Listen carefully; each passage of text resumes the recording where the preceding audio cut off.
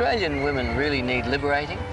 Well, perhaps not all Australian women feel they do, but I think most of them would. With the women demonstrating against a lack of federal funding for women's refuge centres. We want women's rights, no matter what colour we are. We've got rights. Hundreds of people took to Brisbane streets today to pay tribute to the many women's suffrage groups involved in that struggle. Australian of the Year Grace Tame was part of the march in Hobart, and academic Dr Tjanara Goreng Goreng took part in the Canberra march. She's also a Greens candidate for the next federal election. Thank you very much to both of you for being with us this evening. Grace Tame, let me start with you. What was today's march about for you? Oh, look, it wasn't so much about, well, it's not so much about what it's about for me at all. It's about abuse of power. It's about an ongoing systemic oppression that we're trying to draw attention to and trying to end through coming together in solidarity and speaking up, creating noise. Tjanara, how about you? Why did you decide to participate today? It's very important that First Nations women and women of all diversities in Australia and genders, sexualities and religions, men and women and children and families are represented, I think, and I was asked to come and speak as a First Nations woman, and I felt to give some insight into the way Aboriginal people before colonisation were actually in relationship with people, and men and women particularly had relationships of equality and equity, and we had a system that worked in harmony.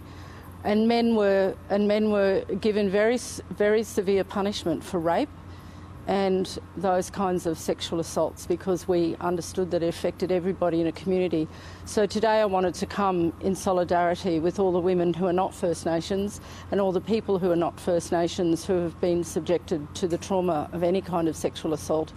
Grace, as Tjanara points out, there's a lot that we can learn from each other, and there's a lot that can be achieved if people work together. How do we try to keep this issue away from being politicised so that people can try to find common ground to work together? Well, it's not a political issue at all. I think that if we remember that it's a human rights issue that affects all of us, as Janai has pointed out, and it disproportionately affects a lot of marginalised groups, clearly the First Nations people, our LGBTQI community and other marginalised groups. But it's something that affects all of us. But just as the effects are borne by all of us, the solutions are born of all of us as well. And it's about normalising the conversation. It's about resisting politicising the conversation. And through the conversation, we can start to develop a proper concept of these things so that we can inform education strategies.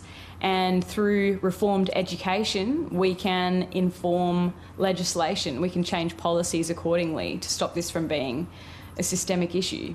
Tjanara, what would you hope would be the next step out of this march? Well, the next step would be actually transforming the entire system so that we do not have a system of unequal power and control, where people who have power have control over other people and don't take care of humans and human beings who live in Australia. And so for me, there's a lot of work to be done, because to transform a system, people have to be willing, people have to want to do it, people have to break their own denial, they have to be willing to look for other solutions, for recovery, for healing, for wellness, and the desire to bring up the next generation of children in our families in a way that's different to the last so many generations who've oppressed people with power and control through sexual violence and other violence. Grace, there are lots of women who work in the federal parliament. We've seen many in the Labor Party over the weekend share details anonymously of what has happened to them there. How did you find the courage to step forward and publicly share your story?